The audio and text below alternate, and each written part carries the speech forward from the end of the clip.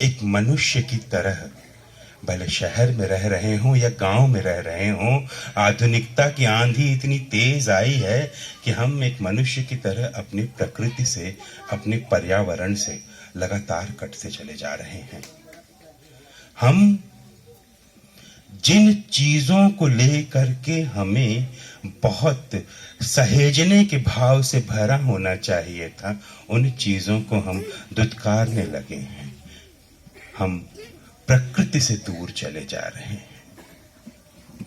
यात्रा का मुख्य उद्देश्य हमारे दो थे। पहला तो ये कि बिहार की जो हमारे साहित्यिक पूर्वज हैं, दिनकर, विद्यापति, भिखारी ठाकुर, फणीश्वरनाथ रेणु, नागार्जुन, राजकमल चौधरी, इस तरह के तमाम हमारे पूर्वज, उनकी माटी को, उनकी भूमि की रज को अपने माथे से लगा करके उनका आशीर्वाद प्राप्त किया जाए। नई पीढ़ी, चाहे वो साहित्य में हो, चाहे कला में, चाहे हमारे और आपके परिवारों में, कई बार ऐसा लगता है कि स्मृतिहीन होती चली जा रही है। वो अपने बुजुर्गों का सम्मान करना भूलती जा रही है। हम इस यात्रा के माध्यम से यही बताना चाहते हैं कि एक नई पीढ़ी के रूप में हम अपने तमाम पूर्वजों के प्रति कृतज्ञ हैं। हे मेरे दादाजी, मैं कृतज्ञ हूँ। हे मेरे परदादा, मैं कृतज्ञ हूँ। मेरे तमाम पूर्वजों, मैं कृतज्ञ हूं कि तुम्हारे कारण ही मेरा अस्तित्व बना हुआ है। क्या हमसे 50 साल बाद आने वाली ये पीढ़ी हमारे प्रति इस कृतज्ञता के भाव से भरी रहेगी? भरी रहेगी अगर हमने अपनी जिम्मेदारी अच्छी तरह से निभाई। प्रकृति, प्रेम, पर्यावरण, वन संरक्षण, जल संरक्षण, यदि इन सब चीजों के प्रति हमने अपना दायित्व अच्छी तरह निभाया तो 50 साल बाद आने वाली पीढ़ी हमारे लिए भी कृतज्ञ रहेगी। वरना हम उनके लिए प्यास छोड़ के जाएंगे, वरना हम उनके लिए धूप छोड़ के जाएंगे। जो गर्मी पड़ेगी, जो प्यास लगेगी, उसका मुकाबला करना मुश्किल होगा। तो इसीलिए यात्रा का दूसरा लक्ष्य हमारा ये था कि प्रकृति से जुड़ें, पर्यावरण से जुड़ें, वन के संरक्षण से जुड़ें और इन सब चीजों को अपनी आत्मा के साथ जोड़ें।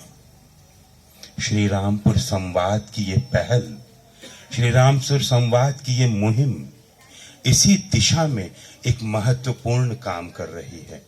मुझे बहुत खुशी हुई थी आर्यन चंद्र प्रकाश और संजय सैलानी से मिलकर के। भोपाल में मेरे घर आए थे दोनों।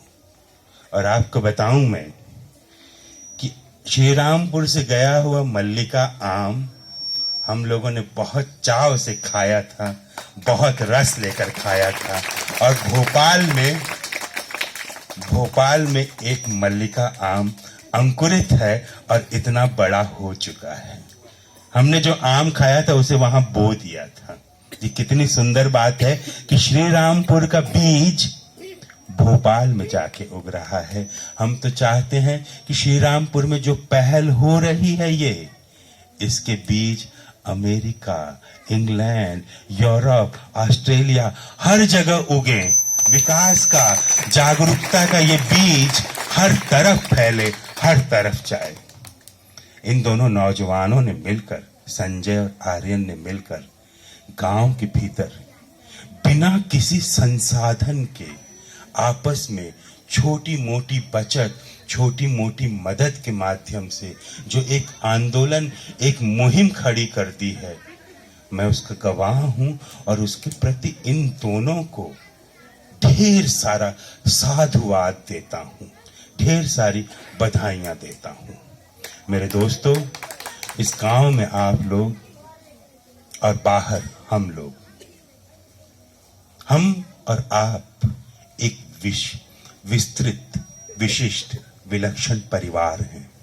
गांव में आप लोग इन बच्चों का समर्थन कीजिए, बाहर की दुनिया हम लोग संभाले रखेंगे।